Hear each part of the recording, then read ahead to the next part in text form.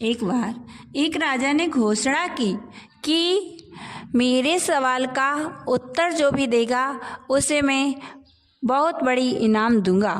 राजा तत्वज्ञानी था, इसलिए उसे तत्व के रूप में ही उत्तर चाहिए था। एक बार एक तत्वज्ञानी ने उनका प्रश्न समझा। प्रश्न था कि यहाँ है वहाँ है, यहाँ है वहाँ नहीं है, यहाँ नहीं है वहाँ है, यहाँ नहीं है वहाँ नहीं है, इसका मुझे उत्तर चाहिए। उसने ऐसा ही किया। वह सोचा कि मैं राजा को उत्तर अवश्य दूंगा। वह सेठ था। सेठ ने कहा कि ठीक है, मैं राजा को इसका उत्तर दूंगा। और वह जा रहा था। अपना रथ लिया उसने और रथ पर चला। रास्ते में जा रहा था, उसे एक भिखारी मिला। उसने कहा भिखारी से कि तुम क्या चाहते हो? बोला मैं भोजन चाहता हूँ। उसने भोजन करा दिया। बोले आ जाओ, मैं तुम्हें और भोजन कराऊंगा, चलो मेरे साथ। और उसे अपनी रथ पर ही बिठा लिया।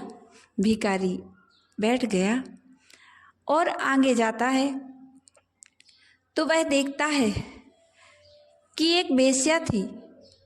वह वेश्या चली जा रही थी। उसने कहा कहाँ जा रही हो? उसने कहा जो मुझे बुलाए।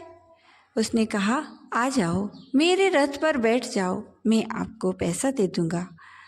वह बैठ जाती है रथ पर। वह और आगे जाता है और वह एक त्यागी व्यक्ति के पास जाता है जो धर्मात्मा था।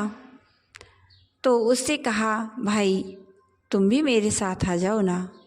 वह भी साथ में चला जाता है और वह सेठ जी पहुंच जाते हैं राजा के दरबार में। राजा सभी लोगों से उत्तर मांग रहे थे। सभी लोग अपने अपने उत्तर प्रस्तुत कर रहे थे। अब सेठ का नंबर आया। सेठ ने कहा महाराज मेरे पास भी उत्तर है आपके प्रश्न का।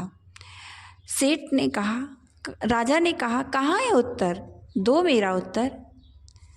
सेठ जी बोले महाराज पहला तो यह भिखारी है।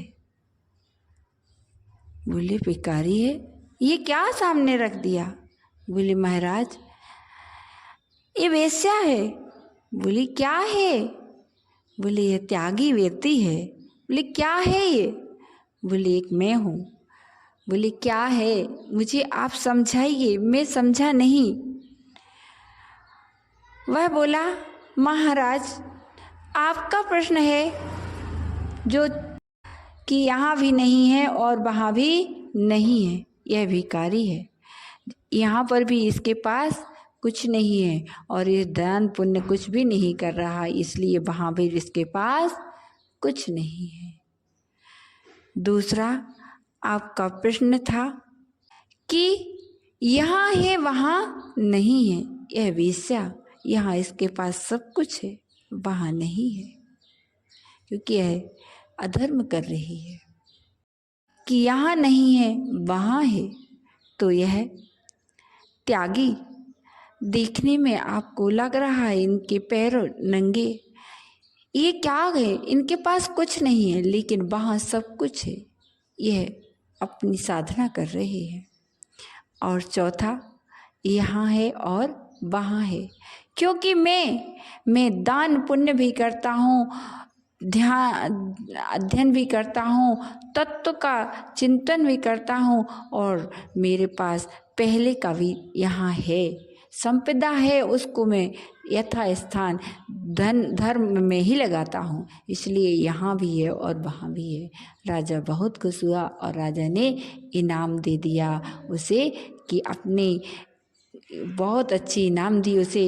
इनाम क्या, सेठ को इनाम की ज़रूरत ही क्या थी, उसे सम्मान ही इनाम था। इस प्रकार तत्व ज्ञान जिनवाणी से मिलता है। बोले जिनवाणी माता की जय।